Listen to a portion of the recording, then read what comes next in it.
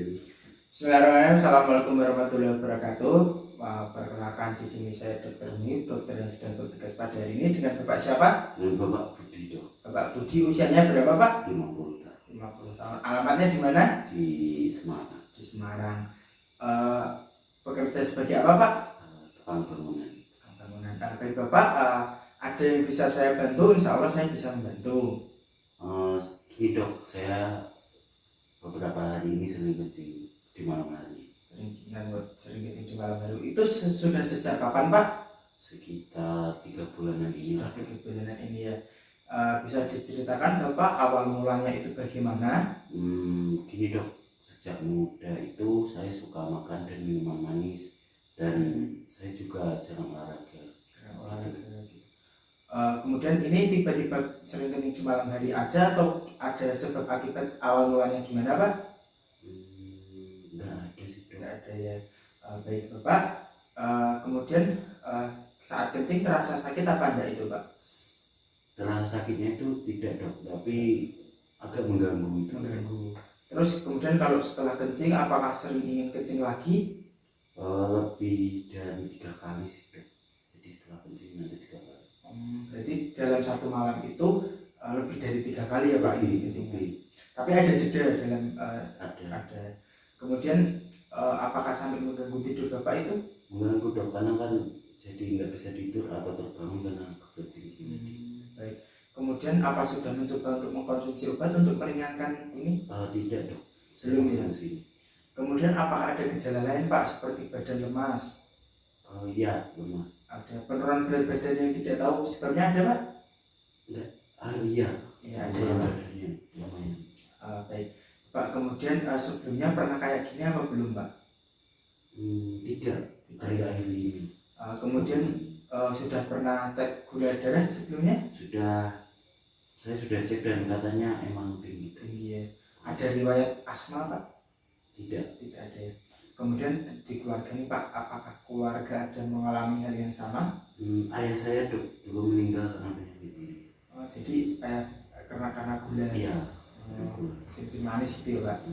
Kemudian untuk kehidupan sosial ekonomi Bapak, mohon maaf nih, apakah Bapak ini untuk ekonomi di menengah ke bawah, menengah ke atas atau cukup saja Pak? Kalau soal sosial ekonomi keluarga kami itu menengah ke bawah sih dok. Jadi ya kalau untuk makan sehari-hari cukup saja. Ya, tapi lingkungannya ini bersih ya Pak? Iya bersih. Baik Bapak, alhamdulillah di sini anamnesis sudah selesai. Di sini berdasarkan hasil anamnesis kan mengarah ke penyakit gula. Nah di sini memang akan diperlukan pemeriksaan lebih lanjut untuk memastikannya. Namun di sini saya akan memberikan beberapa konseling atau edukasi mengenai penyakit ini. Setelah saya simpulkan tadi, jadi ini kan mengarah ke gula ya Pak. Jadi sebenarnya gula itu apa sih Pak, penyakit atau lebih orang tahu itu diabetes mellitus ya Pak, penyakit gula. Nah penyakit ini itu sebenarnya itu suatu kelompok penyakit metabolik Pak. Jadi dia itu karena ada hiperglikemia atau gula darah yang tinggi. Kemudian penyakit ini itu dibedakan jadi diabetes tipe 1. Dia itu karena jadi proses imunologi ya Pak, biasanya pada anak-anak. Kemudian diabetes mellitus tipe 2. Jadi dia itu karena predominan resistensi insulinnya. Kemudian ada juga banyak tipe yang lain, misalkan kerja insulin, penyakit ekskrin pankreas dan yang lainnya. Kemudian di sini untuk macam-macam pengobatannya nanti akan dilakukan pengobatan jangka pendek. Jangka pendek itu yang intinya untuk mengurangi atau menghilangkan keluhan utama dari tanda-tanda ini, seperti tadi misalkan kalau Bapak ya kencing di malam hari. Kemudian jangka panjang itu untuk intinya untuk menurunkan morbiditas dan juga mortalitas dini. Jadi angka kematian dini akibat DM bisa ditekan. Itu Pak. Kemudian di sini nanti selanjutnya juga akan dilakukan pemantauan glukosa darah mandiri.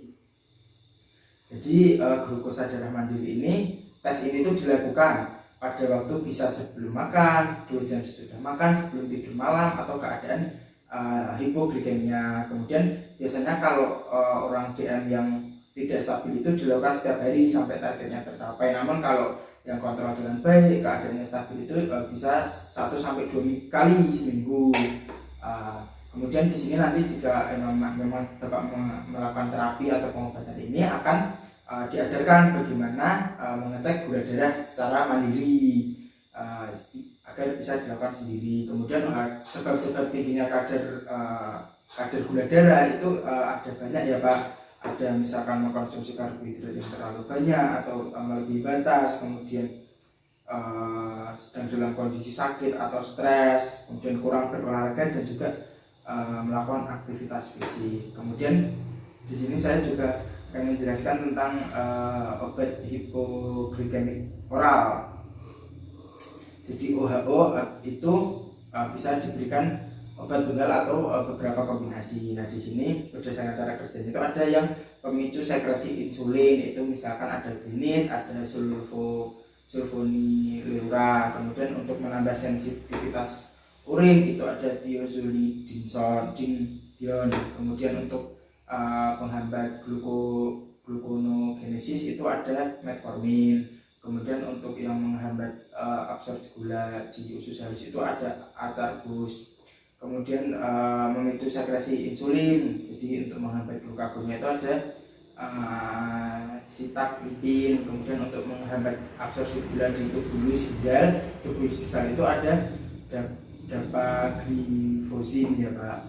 Kemudian untuk nanti juga akan diajarkan cara minum obat, kemudian juga efek sampingnya. Efek samping itu ada banyak Pak, misalkan sitaglipin itu jadi tidak bergantung pada jadwal makan. Kemudian dipalizofin itu juga sama. Kemudian kalau sulfonylurea itu biasanya berat badan naik, jadi nanti kalau dalam proses pengobatan berat badan naik ya itu karena efek samping obat Pak, jadi tidak perlu terlalu dikhawatirkan. Kemudian kalau metformin itu biasanya ada diare, ada dispepsia. Kemudian acarbus itu jadi mudah flatus, mudah kentut ya Pak. Jadi kemudian yang klinik itu berat badan naik juga sama kayak tadi. Kemudian yang thiazolidinson itu edema perifer. Kemudian sitagliptin itu juga bisa sebah sampai muntah. Kemudian dipagliflozin itu biasanya dehidrasi atau ISK, bagi saluran kemih. Insulin ya Pak, jadi penyesuaian dosis insulin itu sasaran kadar glukosa darah dan HbA1c itu yang ingin dicapai. Jadi keuntungan dan kerugiannya itu diperlakukan pada keadaan DM tipe 1, DM tipe 2 dengan penurunan berat badan yang cepat. Kemudian ada komplikasi akut, hiperglikemia, ketosis, ketasidosis, hiperglikemia. Kemudian yang lainnya ada juga gagal dengan kombinasi OHO tadi yang obat hipoglikemik oral dengan dosis yang hampir maksimal. Kemudian ada stres berat, infeksi sistemik, operasi besar, infark miokard, kemudian kehamilan dengan DM atau DM gestasional, kemudian kontraindikasi dan atau alergi terhadap OHO. Kemudian untuk perencanaan makan, jadi nanti akan saya bikinkan lembar kebutuhan kalori, nanti akan saya lampirkan juga. Kemudian di sini ada untuk perawatan kaki dan kuku. Jadi ini memang elemen kunci ya. Jadi ini untuk dilakukan secara teratur. Jadi pasien dengan gula itu tidak boleh berjalan tanpa alas kaki, termasuk di pasir ya Pak, itu tetap nggak boleh. Kemudian kaki harus diperiksa setiap hari, lapor ke dokter ke saya apabila ada kulit yang terkelupas atau melepuh, bengkak, luka maupun keluar darah, itu harus segera lapor. Kemudian selalu menjaga kaki dalam keadaan bersih, dikeringkan dengan handuk termasuk sampai sela-sela jarinya. Kemudian mengoleskan lotion pelembab di kaki yang kering, menggunting kuku itu lurus mengikuti bentuk normal dari jari kaki. Kemudian menggunakan alas kaki yang baik, yang sesuai ukuran dan nyaman, enak dipakainya. Kemudian itu ada memeriksa alas kaki dari benda asing sebelum dipakai, jadi ini memang harus teliti. Kemudian menghindari pengobatan alternatif yang penggunaan bantal atau botol air berisi air panas untuk menghangatkan kaki, menggunakan kaos kaki katun tanpa lipatan di jarinya, jadi yang nyambung gitu. kemudian jangan menggunakan hak yang tinggi, dan sepatu itu terukur tepat, tidak terlalu besar maupun tidak terlalu kecil. Kemudian untuk kesehatan jasmani, di sini pasien itu juga harus melakukan latihan olahraga, dan kemungkinan terjadinya hipoglikemia. Jadi keadaan-keadaan seperti ini harus lebih aktif bergerak. Kemudian sikap pada saat sakit itu, dalam keadaan sakit itu glukosa darah kan cenderung meningkat. Nah, oleh karena itu perlu dilakukan pemeriksaan kadar glukosa dalam darah, dilakukan lebih sering. Kurangnya pemasukan kalori pada keadaan sakit itu dapat menyebabkan hipoglikemia. Jadi rendah ya Pak, gulanya rendah, sehingga perlu pemeriksaan kadar gula lebih sering guna penyesuaian dosis OHO ataupun insulin. Kemudian untuk komplikasi sendiri itu ada yang akut.